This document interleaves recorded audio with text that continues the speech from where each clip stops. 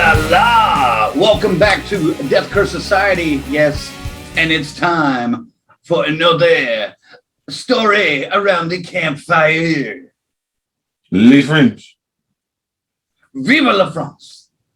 Ah, the French. I won't scare anyone. But I'm going to give it to you straight about Jason.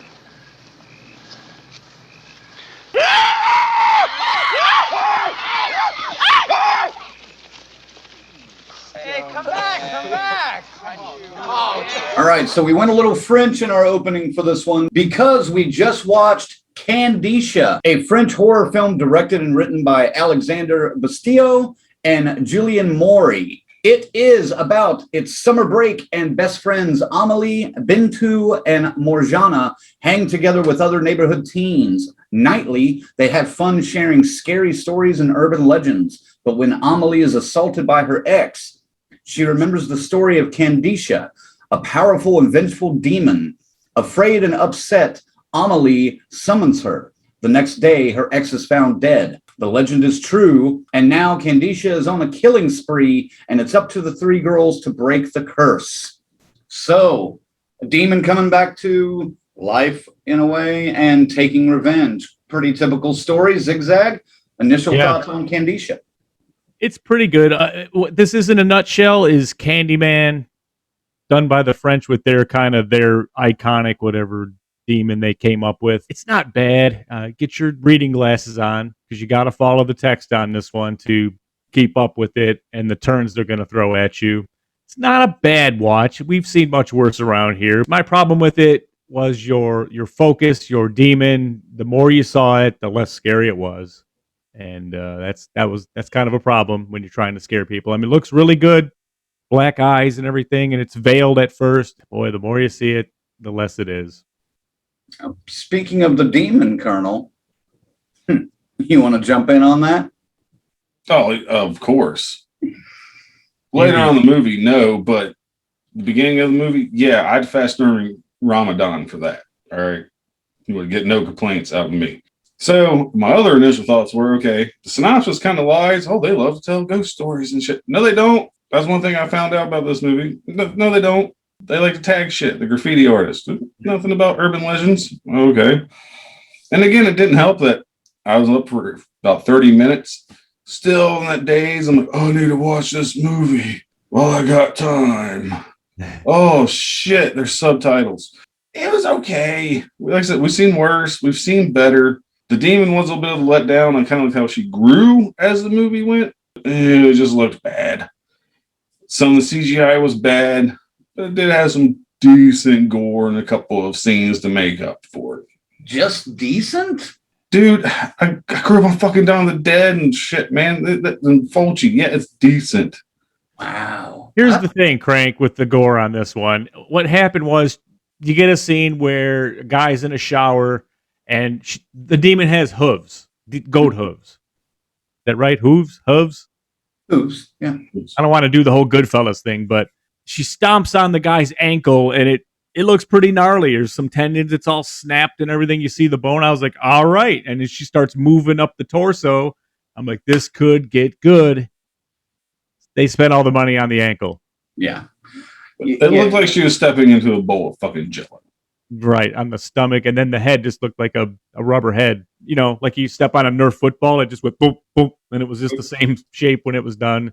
Hence decent. Granted, when somebody gets ripped in half, I thought it was cool. That was the best one. Well, we would have got to that. Yes, well, credit where credit is due. The dude is torn in half. That is excellent. That's a great effect. And it's one of the few times I've seen somebody ripped in half like that. That's not like perfectly ripped in half down the middle or perfectly ripped like at the waist and everything just came apart asymmetrically. No, this was like jagged as fuck. I thought that was pretty slick. Yeah, he looked just like the T-1000 in Terminator 2 after he took the rocket.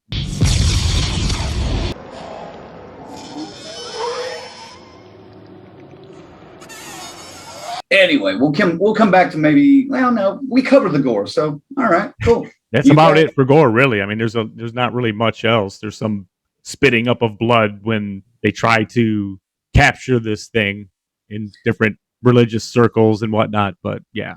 Right. Well, let's get into that. The story is one that we've seen done a million times, but was this original enough to keep your attention, Colonel? I would say so. I mean, you may say something about me. You know, most of the stuff, it's, you know, especially in the United States, Catholicism. That's majority of what this is. I've seen a few Judaism, exorcism, you know, demon movies, but this is really the first one I could think, whereas more or less from the Islam point of view. But I did enjoy that because, like I said, it was a new perspective for me. It's not something I see every day. Mm-hmm. Oh, okay. And that's just the only thing was, okay, the Star of Solomon. Why is it not the Star of David? We all know that's what the logo was. But hey, neither here nor there. Didn't really take me out of the story. I'm just saying, I was like, that looks weird. I thought it was this, that, but whatever. It was still good. It was still a different point of view for me. The fact that it ripped basically a lot of American demonic tales off, though, didn't necessarily bother you? No, because like I said, I wasn't getting, it was from the Islamic point of view. We don't get that here in the United States, especially after fucking the past 20 years after 9/11. Fuck, you don't hear that stuff. It was cool. I'm like, okay, here we go. How about you, Ziggy? Did the storyline keep you entertained? Yeah, it's good because, you know why it's good, as we like to say around here, the acting, how important it is. They're all pretty good, mm-hmm. and they carry it. And it does, you know, you start to feel for some of their problems that's happening because nobody believes them, and then the church won't fucking go near them at first. They kind of know what's up. It's a tough place to be because this demon, once you summon it, anybody you love that's male is in danger. That's kind of the theme here, and she needs 6 to satisfy her quest for souls, and then or the summoner's soul. Right. That's how, you know, there's option 2. You know, it's a good story. It is borrowed from a lot of other this type of movie. You've seen it before, but it is done in such a way, and the characters are good enough where you actually care about them a little bit. I didn't like the fire scene. I'll say that another effect we saw, a guy getting burned up, was really bad. Yeah. But it was funny until they showed close. So you got a close up of it. Then I'm like, okay, that humor's gone. That was just funny for totally wrong reasons now because it looks like shit. That's one of those effects that you shoot and then you look at, or No. you look at it after you've thrown the effect on there, and then you're like, all right, we need to trim this down as short as we can get it. The longer it was on screen, it did not hold up well at all. They should have just put a whole flames with some eyes and a mouth, and they're screaming through the flames, and it would have been a lot better, you know, or melt the flesh, do some CGI face melting. You'd have did much better. Hair singeing, because there was just a dude standing in front of a green screen going, yeah, it was. We could probably recreate that right now. With Wino. Yeah. We'll get him in here. He's still getting work, folks. Damn. Okay. Let me bring up one thing I thought was pretty interesting about this film because it was noticeable, but I appreciated the fact that it was noticeable. They didn't go crazy with like the MTV cuts like you see a lot of demonic movies do now, with the fast cuts and the jittery stuff going on. You know, whenever you see the demon, they didn't go crazy with that. The only time they really did that was during the exorcism scene, for lack of a better word, that I noticed anyway. They didn't go crazy with stupid lighting, like weird lighting choices made. A lot of the shots and a lot of the lighting, a lot of the set design was very natural. And I don't know if that's a French filmmaking thing or even just a European filmmaking thing in general, but you know, after seeing a lot of stuff lately that's got flashing lights back in the background and all the super quick cuts and stuff, seeing something kind of organically take shape in this film, really, I appreciated it a lot more. Ziggy, did you notice that, or did that come to mind with you? Yeah, it's fine. It's never too dark, you know, and there are some scenes where shadows are important for what's going on in the scene, and it works. It's fine. You're right in there with them, and they did it right. It looks good. I can't pick apart anything they did, you know, technically lighting that set or any of the sets. Yeah, you just said something that kind of the way they shot this and the way they lit it made you feel more of a part of it, in my opinion. Yeah. Because it wasn't so flashy. It wasn't so overlit. So yeah, that's kind of what made me like this movie a little bit more than I thought I would. Colonel, do you agree with that, or what do you Oh, think? fuck no, man. You guys are so fucking wrong on this one. No, I completely agree. No, because what I liked about it is the same reason you guys like it. It gave you a sense of reality. Mhm. You know, it was very reality based. I did not feel like I was watching a Conjuring movie where, you know, it's like, okay, they're doing this. This is going to happen. You know, it just gave me a chance to really focus on the movie. Granted, the subtitles helped too. I couldn't really pay too much attention to the background. I wasn't focused on the background where you're expecting things. I was focused on the foreground and the actors for once, as far as like a movie like this goes for a long time. I mean, we're so, especially maybe in here in America, we're so conditioned to pay attention to the background, where this one is nice. I could just say, fuck it, and actually pay attention to what's going on the screen. And I think, Ziggy, you mentioned the characters earlier. They were all pretty solid actors, pretty solid performances. I don't think you're really supposed to like these girls, though. You know, they're graffiti artists. They're kind of, you know, delinquents, if you will, in this French Moroccan world, wherever they're at.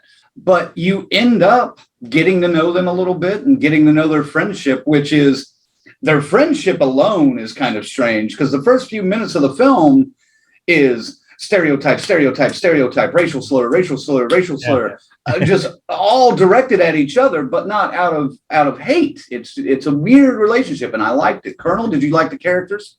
But it's just like they just accepted their friends where they are, and they're like, well, we're going to fucking make fun of you for it. Mm-hmm. That just threw me off, because that's something we're not used to. And if you are, it's not coming from a place of love. Right. Rarely ever. If you're used to hearing shit like that just being thrown about freely, it's like, what the fuck are you doing? So once I was able to look past that, I mean, you kind of feel for them. Granted, the main character, I've never really felt for her in the movie. All right, like the friend Morjana, like I really felt towards her more than the other two, because you got to see that relationship she had with her father, and she might have been a delinquent, but she was from a very loving home and family-oriented home. That was a nice twist on her, is where, everybody else kind of saw the bad sides. There's nothing bad about their families. Just her environment was so different than everybody else's. That's why I kind of focused in on her. She stood out. Yeah, and they did focus on her a little bit because of the fact that her family was a little bit more well off than the other two. And yeah, that was kind of a neat touch, because they even poke fun at it. But the friends are calling each other, hey, Arab, and hey, let's get Blackie on the phone and call the white chick, and they're not necessarily racial slurs, but the racial terms. Did that open this friendship up and make it more realistic to you, Ziggy? Yeah, probably. I mean, they did a good job keeping it together, And the other thing I noticed, when the one girl's out there with the paint and the cop just rolls right up on her, you could tell he's dealt with him 100 times already. He's just like, just get home, He's looking at the paint like, yep, drives off, just done. They don't even care. So I feel like outlaws, maybe not, but definitely, just edgy teenagers like you would see around here. That's what I got out of it. And as far as all what they were calling each other, they really only did it at the beginning, because once the shit hit the fan, it was all, they sistered up. They were locked together until their loved ones specifically started going away, and they know the reason why it's happening. So they start to turn on their friend. Yeah, that scene where the cop rolls by, I have a feeling that was kind of thrown in as a little bit of comic relief. Like, well, clearly it was, but I think the writers even gave Morjana that intention. Like, as she's walking by, she's thinking, oh, it's about that time. There's probably going to be a patrol guy come by here pretty soon.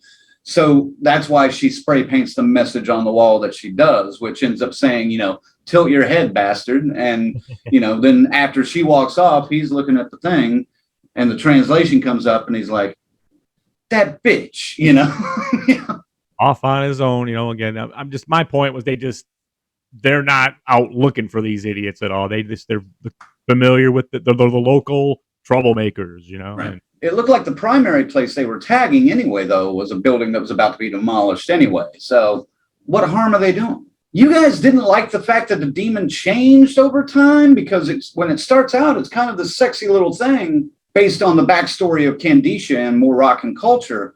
But then as the events intensify, it bulks up, it gets taller, it gets larger, it becomes almost more male-like or animalistic-like. You guys didn't like the evolution of the demon that much, Ziggy?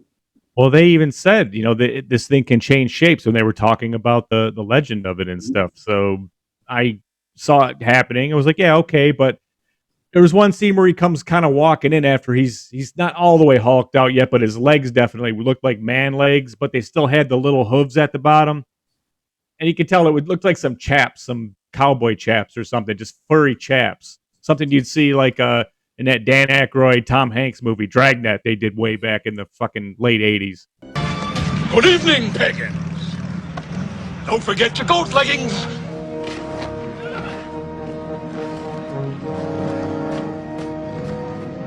Just didn't work, man. The more you saw this monster, the less scary it was. Colonel, I know you feel the same way about at least that last thing he said. Did you not like the evolution at all? I mean, I like the evolution. It made sense. The more she killed, the stronger she got. Perfect sense. I love that concept. Wasn't executed to my standards. Preference, I guess. My standards, yeah. I mean, it's just started looking kind of bad. Like, you have to admit that the last time when you see the demon, yes, it's looking more beast-like, but man, I know I'm complaining about fake titties. I know they're supposed to be distorted, but they just look so fucking fake. They didn't even look like real deformed titties. Like, I was just like, okay, maybe they should have played with some of that American lighting technique to hide some of that towards the end. That's all. They look like a department store mannequin that had like sort of painted nipples on, and that was about it. Maybe that's what happens when you become a demon, though. Your tits go to hell. I guess. I mean, there's pretty nice racks on the Middle Age paintings. That's all I'm going to say. I mean, it's early on in the movie. She's walking around. She's veiled. She's got the full gown on and everything, and just kind of shuffling around. And she's doing all the, doing her chants. And it's like saying, "Look through my eyes, see what my eyes see." Our hero sees the deaths being performed, through her own eyes. She goes into trance-like states. But I mean, as I'm saying, as she gets less dressed, and yes, there's one before she really hulks out, she's got a nice shape aside from the hooves. And she gets going, but then as she starts going taller and wider and everything and, more monstrous, it wasn't scary at all. One thing I thought was funny about this movie, I'm glad you mentioned it, because I didn't really think about it, how you can see through my eyes, see what I see, this and that, and the transformation as the movie goes along. Please tell me I'm not the only one who's like, Pumpkinhead did it. I know I'm not the only one who thought that watching this movie. I didn't really get Pumpkinhead, man. I have to think. You can see what's going on. You can see the kills, the person who summoned the demon, the physical changes of throughout the movie. Yeah, you're fucking right. I get it now, but I didn't think about it while I was watching the movie. I did with the seeing through the eyes thing. Us discussing it in the transformation of the demon. I'm like, wait a minute. Guys are changing it Pumpkinhead too, because towards the end he kind of had like the face of Lance Hendrickson. I was like, hey! But then the through your eyes thing, I was like, Pumpkinhead did it. Yeah, you're right. Did you get any of that connection to Candyman with saying her name 5 fucking times? Although the blood touch was well, at first it was all right, but then later on it got a little weird, man. Hey, dude, you're just out of sync. That's all. Oh my God. Turn around. I'm telling you, dude. I was like, are they going to show? They cut. At least you didn't have the. All right, so you guys wanted to talk about it. Let's hit the ending. They visit a sheik, shaman, sorcerer, he's referred to at one point. Kind of somebody, it sounds like, who's been excommunicated from the church at some point, but still tries to perform rituals when he is needed. Same kind of storyline we've seen before. You go and find a defrocked priest to help you with an exorcism if you can't get the Catholic Church behind you. They try to do one exorcism that doesn't work. They try to kind of do it again, still doesn't really work, and they figure out, well, there is a second way that you can defeat the demon, which means the summoner, the woman who summoned him, Amelie, must die and be reincarnated as Kandisha. Was that too cheesy of an ending, Colonel? Like I said, it's stuff we've seen before. Is it cheesy? Yes. But like I said, the fact that this is through the point of view of the Islamic Church, to me, made it feel a little fresh. So I didn't mind the wizard. I didn't mind the failed exorcisms, if that's what we're going to call it. Seen it, yes. A million times, yes. Just not to that point of view. The ending was super cheesy, though, when she sacrificed herself. And spoiler alert, oh no, she died. The father's so sad. He's so rough on his little girl. Oh, I miss my sister. Let me call her. And then she pops up in the end in the same veil, and the movie's over. I was like, No black eyes, no fucking makeup on her, just a black veil. She needs to kill a couple people to get scary. Yeah, she's a fresh demon. She hasn't like hulked out or anything. I'll tell you what I thought about that scene. Okay, I knew it was going to happen. Obviously, we all saw it coming. But when she was stepping onto the ledge and her friends came up to stop her, I felt that, man. I thought that was pretty good. I thought they did that good. I could relate to that. You know, not that I ever stopped any of my friends from jumping off a building to stop a demon attack, but it came through. I got it, and that made that scene a little more acceptable to me. But yeah, the very end, predictable as fuck and pretty weak. I kind of liked the ending. I thought obviously it was predictable. We knew what was going to happen. I kind of even knew the brother was going to try to do something to see his sister again at the end as well. The last thing I want to bring up about this movie is not more of just this movie, just horror movies in general. Why are the parents, a lot of times, at least one set of parents, signified as like just some of the most horrific human beings you can possibly have? Like Amelie's dad seems like just a dick. And I'm surprised that was a trope in a French horror film. I'm not surprised about it in American horror films, but do you think that was copying the American horror films, or is that just mimicking their culture and their life in France, Morocco, wherever? Ziggy. You know, it kind of feels too real. I think that is a sign of the times and a sign of the society that I'm sure they grew up in over there, and they probably have a sense or think they have a sense of what goes on over here. And I'm sure in certain areas they're right. So unfortunately, man, I think probably the new norm coming, you know, or the regular. Well, it's been a regular thing, at least in horror movies, for as long as I can remember. A complete surrounding of loving parents, especially if it's a film about kids. It seems too cliche. I would like to see a horror movie that had like the parents that, Dad, I'm being haunted by a demon. Oh, really? Okay.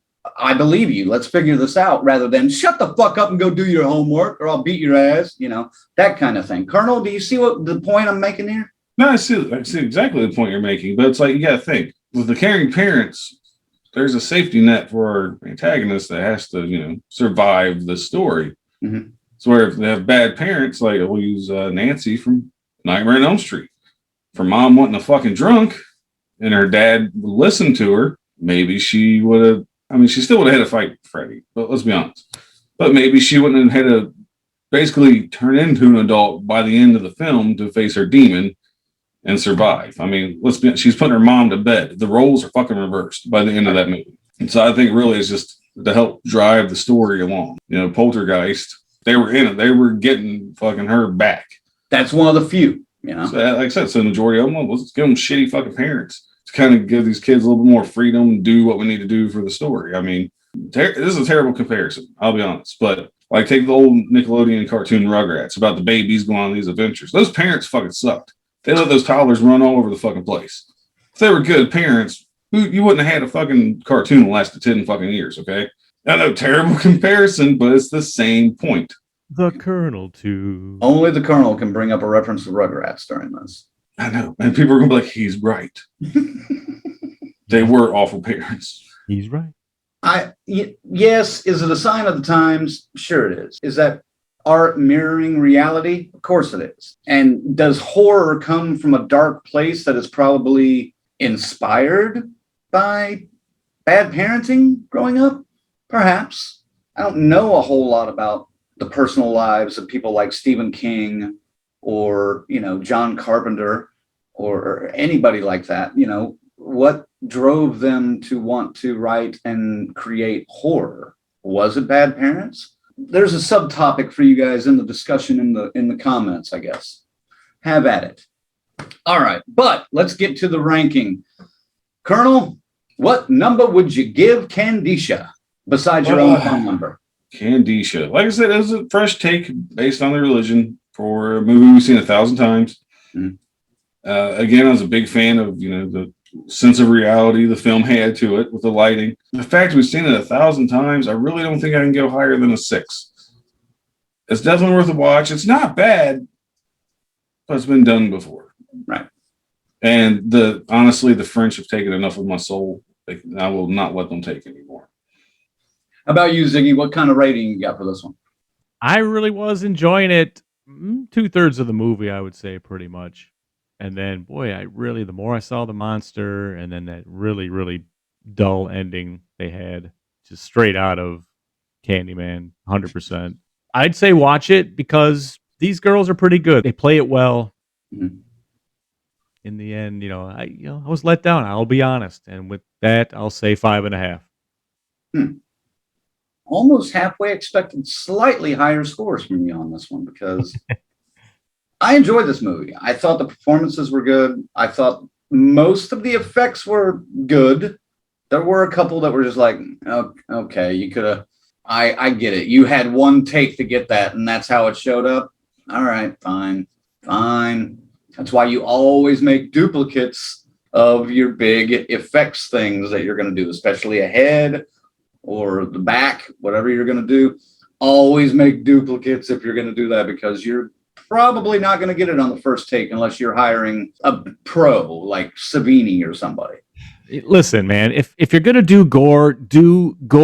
If you think you're not sure, more blood. And that's the answer every time in these scenarios. And really catch dude's head on fire next time. It'll look so much better. Yeah. Yeah, spring for the stuntman that can actually do a fire effect. That will come in handy. Like I said, the realism of the way this was shot and directed really helped me like and appreciate this film. The story, although recycled, the way Colonel puts it, told through a different lens, lends itself to a little bit of originality that I hadn't necessarily seen in a while or ever. So, man, I'm going to give this a 7, but it's a begrudging 7. It's one of those that I'm just like, I think it deserves it. It's right on that edge. It's more 6.99 than it is an actual 7. You know what I mean? Hey, sometimes you got to round up. Yeah, I'm definitely rounding up on this because I think it's better. I definitely think it's better than a 6.5. But is it a true 7? I don't. It's somewhere in that gray zone, but rounding up gets a 7. So Kandisha is available on Shudder. Make sure to check it out when you get a chance and let us know what you think of it. Was it just a tired old tale retold by foreigners, or did they put in a fresh little take on it? Let us know in the comments, and we'll be back with more Death Curse Society shortly. Woo! We had a soul-crushing good time watching Kandisha. How about yourself? Let us know in the comments, and stay tuned for more stories around the campfire. Don't just sit there. Seize him, punish him, cut him down. I command you. I am the word and the giver of his laws. Disobedience to me is disobedience to him. Do it now, or your punishment shall be 1,000 times, 1,000 deaths, each more horrible than the last. Yeah, we will see how the Lord favors you. No, you dare not blaspheme. He will punish you. The jaws of hell will devour you. All of you. No. Hello, Death Curse Society. I'm John Franklin, and I was Isaac in Children of the Corn, and Adam's Family, Cousin It, Son. Death Curse Society. Check it out.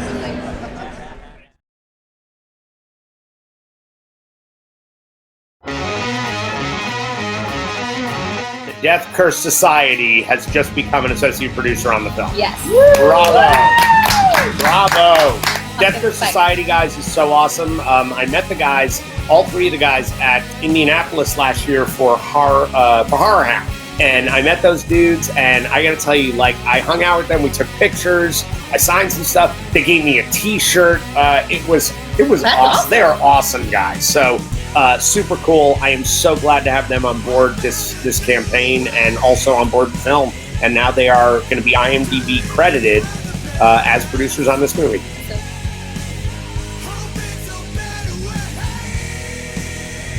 Hey, Zigzag here for Death Curse Society. If you enjoyed that video, please go ahead and subscribe and hit that notification bell. That's how you get these things served up right in front of you. every time. And we've got more for you. Check them out right there. Maybe figure out what the fuck's wrong with us. I don't know. It's all right there at Death Curse Society. Click it and see for yourself.